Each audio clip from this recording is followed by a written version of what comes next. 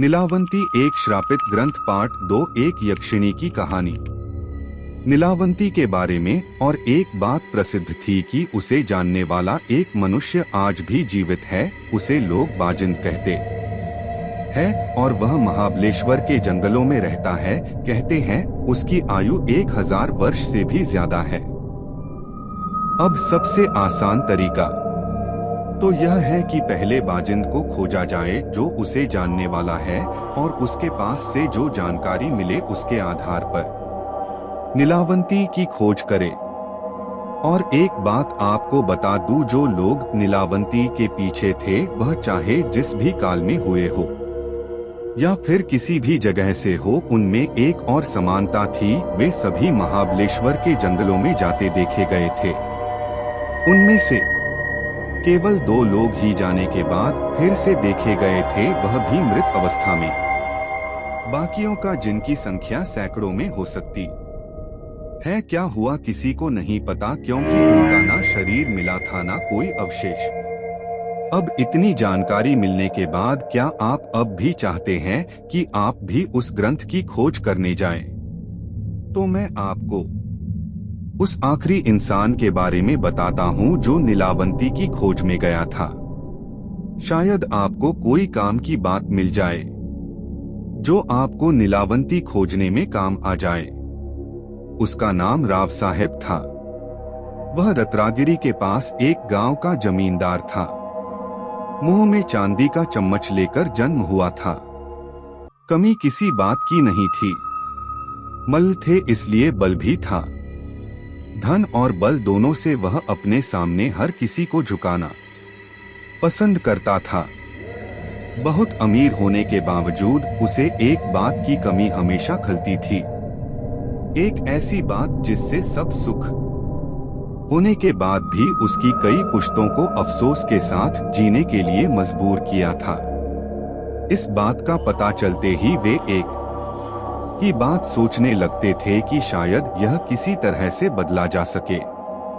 वह बात यह थी कि उसके खानदान में बहुत पहले किसी ने केवल गलतफहमी के कारण 7 कुएं भरे जाते इतना सोना और हीरे जवाहरात समुद्र में डुबा दिए थे।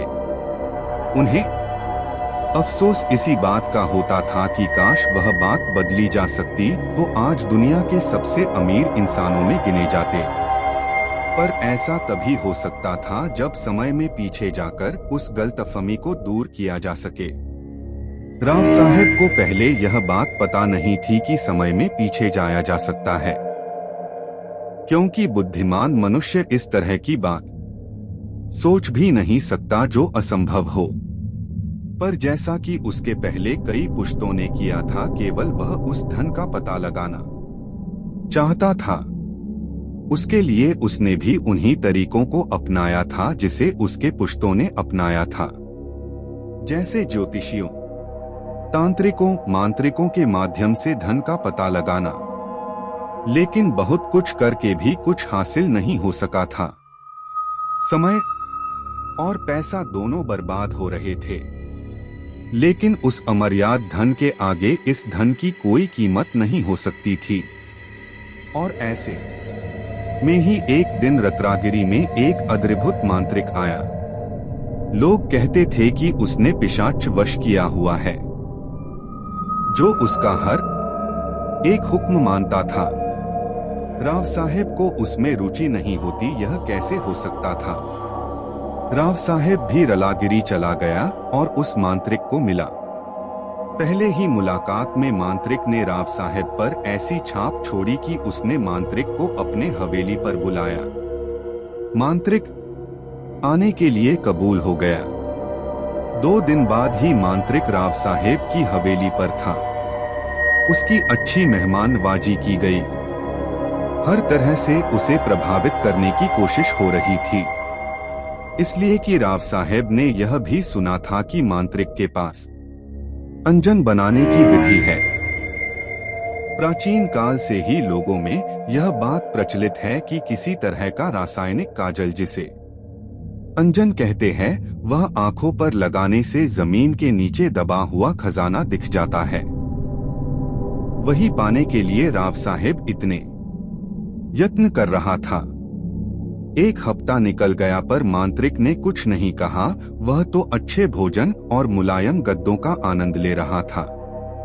राव साहेब के सब्र का बांध टूटने लगा था, लेकिन फिर भी अगर मांत्रिक को बुरा लगा तो कहीं ये मुझे शाप ना दे दे, इसलिए उसने चुप बैठना ही ठीक समझा। राव साहेब का यह धैर्य व्यर्थ नहीं गया। दूसरे दिन मांत्रिक और राव साहेब एक कमरे में अकेले बैठे थे। तब मांत्रिक ने राव साहेब से पूछा कि उसे उससे क्या चाहिए। तब राव साहेब ने अपनी इच्छा और उस खानदानी खजाने के बारे में मांत्रिक को बताया। मांत्रिक की आंखें चमक उठी। उसने जिंदगी में कभी इतने खजाने के बारे में नहीं सुना था, लेकिन उसने अपने चेहरे को निर्विकार रखा। उससे जाहिर नहीं होने दिया कि उसे भी खजाने की लालसा है। उसने राव साहेब को अपना इतिहास बताना शुरू किया कि कैसे वह मांत्रिक बना। उसने जो बताया वह यह था, मैं भी पहले एक सीधा साधा किसान था। मेरा नाम बाबू था। मेरी शादी हो चुकी थी, लेकिन माँ बाप में से कोई भी तब जीवित नहीं था। मेरे पास कुछ बीघा जमीन थी, उससे ही अपना गुजारा करता था।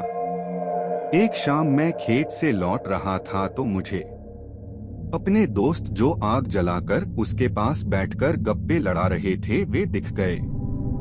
उन्होंने भी मुझे देखा और आवाज लगाई, कहा कि मैं भी थोड़ी देर उनके साथ बैठूं, काम तो रोज का लगा ही रहेगा।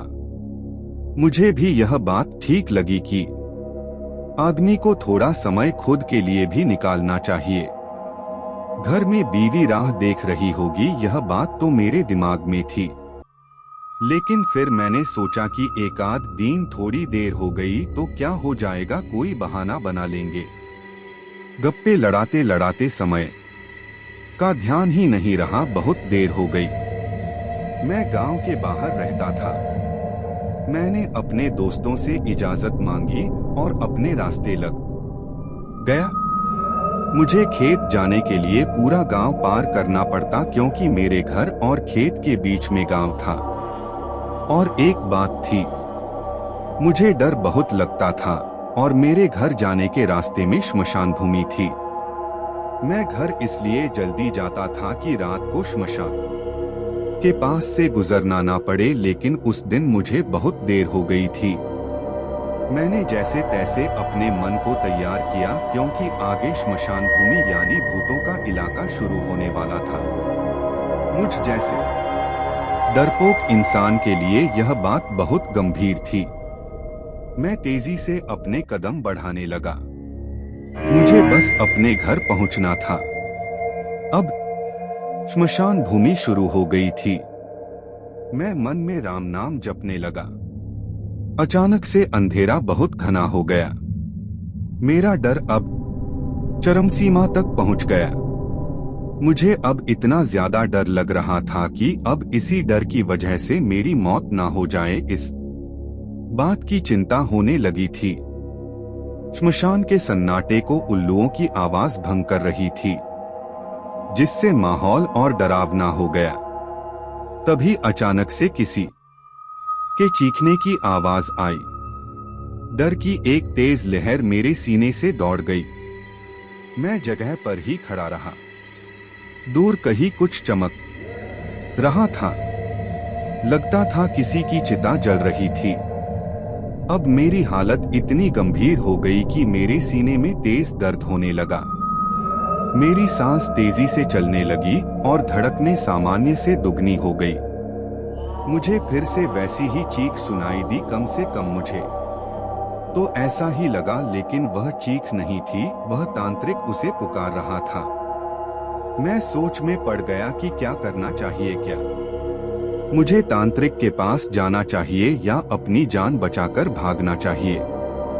मैंने निर्णय कर लिया कि वह अपनी जान बचाएगा। मैं भागने लगा। मुझे जल्दी से अपने घर जाना था, जहां मैं खुद को महफूज मानता था। थोड़ी ही दूर गया था कि वह तांत्रिक मेरे आगे ही प्रकट हो गया। अब तो मुझे लगा कि मैं पक्का मर जाऊंगा। लेकिन तांत्रिक ने अपना अंगूठा मेरे माथे पर लगाकर उसे शांत किया।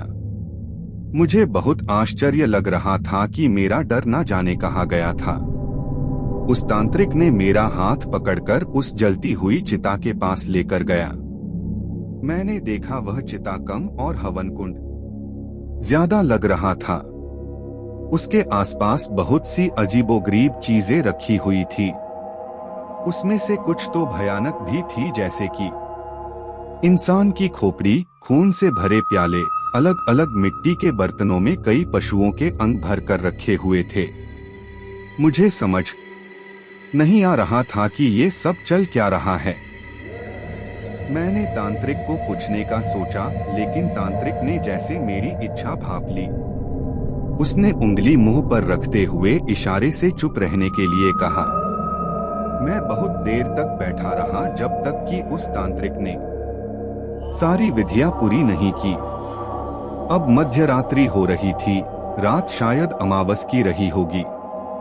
तांत्रिक उसकी विधि पूरी होते ही वहां से उठा और उसने मुझसे कहा कि उसे आगे की विधि करने के लिए किसी स्त्री की बलि देनी होगी जिसको अब तक बच्चा ना हुआ हो। मेरा दिल दहल उठा। उसको लगा कि वह किस मुसीबत में पड़ गया है। मुझे बच्चा नहीं हुआ था और मेरी बीवी घर पर थी।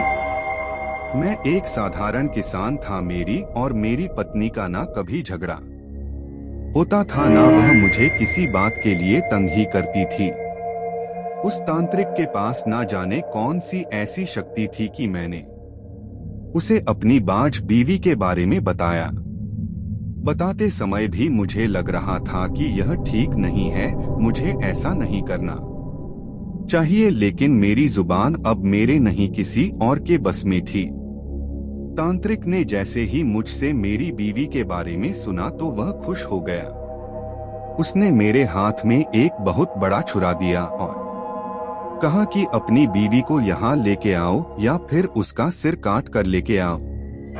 साथ में एक इंसान की खोपड़ी भी दी और कहा कि यदि बीवी साथ में नहीं आती और अगर मैं सिर काटने का फैसला लेता हूँ तो जैसे ही गर्दन पर छुरा लगाऊं तुरंत इस खोपड़ी में खून जमा करूं बिना एक भी बूंद जमीन पर गिराए। मैंने छुरा हाथ में पकड़ लिया। मुझे आश्चर्य हो रहा था कि मैंने ऐसा क्यों किया।